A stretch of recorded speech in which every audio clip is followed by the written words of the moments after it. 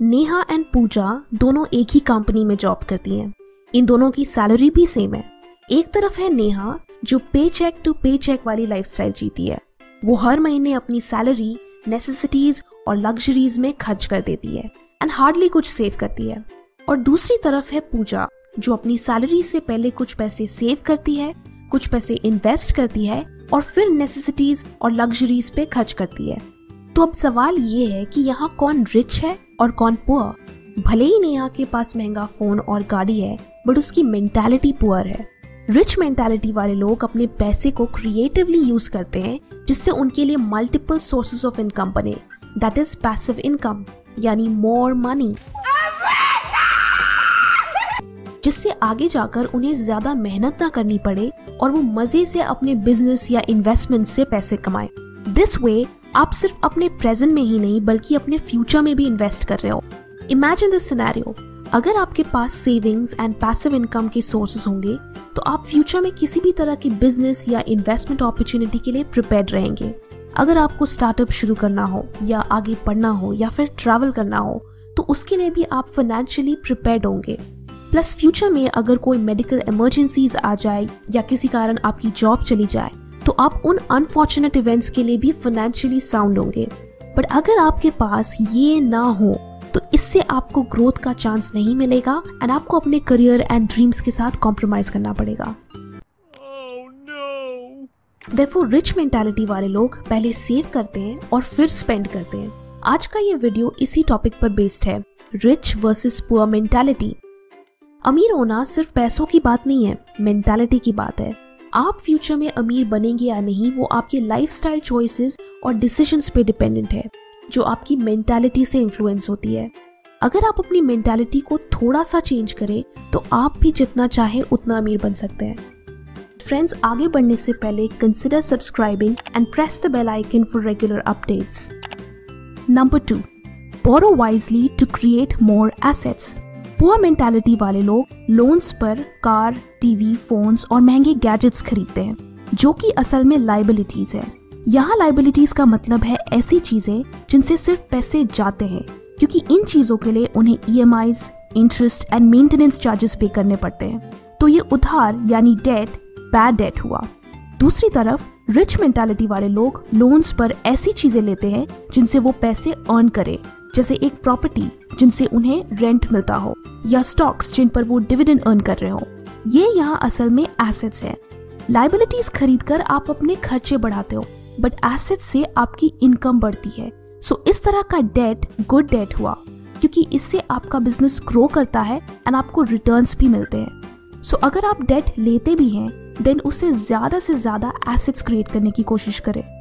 Number 3, spend wisely. Rich people are busy being rich and poor people are busy looking rich. कुछ लोग सिर्फ branded items ही खरीदते हैं क्योंकि उन्हें रिच दिखना होता है, इसलिए इनके सारे पैसे शो ऑफ में ही खर्च हो जाते हैं।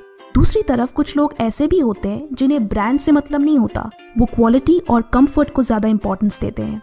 एंड अगर उन्हें ब्रांडेड आइटम्स खरीदना भी हो तो वो उन्हीं चीजों को सेल में खरीदते हैं सो दैट वो डिस्काउंट्स का पूरा फायदा उठाए। Therefore, spend wisely and save more. Number 4, is your smartphone making you poor? आजकल हर किसी के पास स्मार्टफोन है। कुछ लोग तो हर 6 महीने में फोन्स अपग्रेड करते रहते हैं, बट इतने पैसे खर्च करने के बाद उसे सिर्फ चैटिंग, गेम्स एंड सेल्फीज के लिए यूज करते हैं। अगर आप अपने फोन का सही इस्तेमाल करें तो एक स्मार्टफोन भी आपको रिच बना सकता है।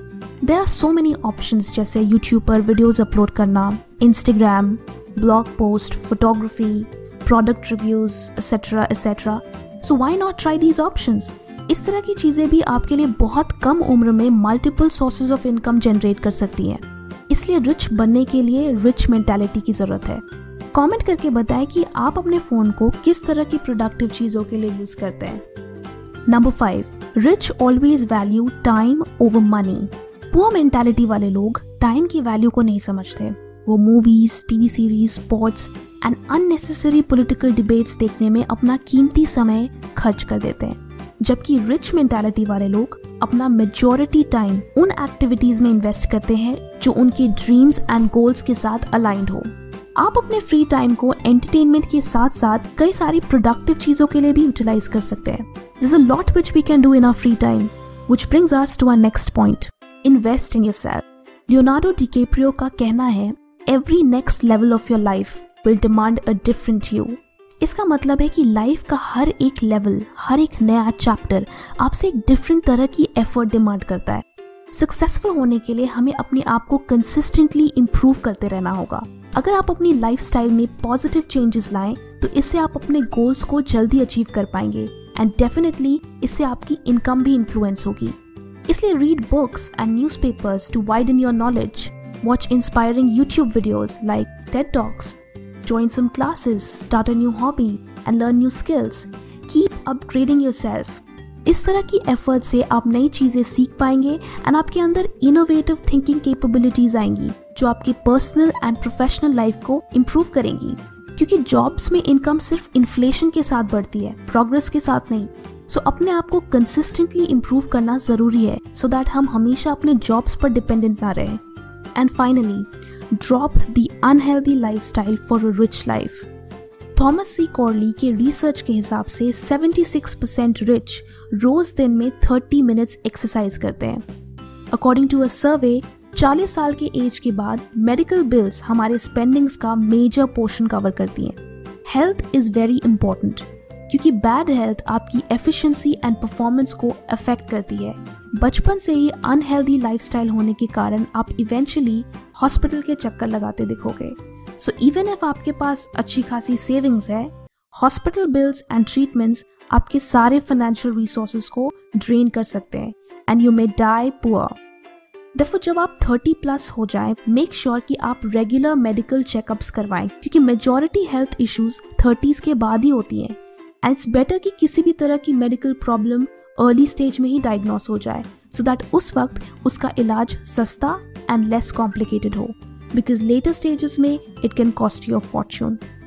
Friends, we can not control कि हम किस घर में पैदा होंगे, हमारे पेरेंट्स रिच होंगे या पुअर। जो चीज़ आप कंट्रोल कर सकते हैं वो है आपकी मेहनत, डेडिकेशन एंड आपका काम। Start working on your ideas, be relentless and it's only a matter of time until you reach success. So that was our video. ऐसे ही और वीडियोस देखने के लिए do subscribe to Funda Tube. Thank you for watching and take care.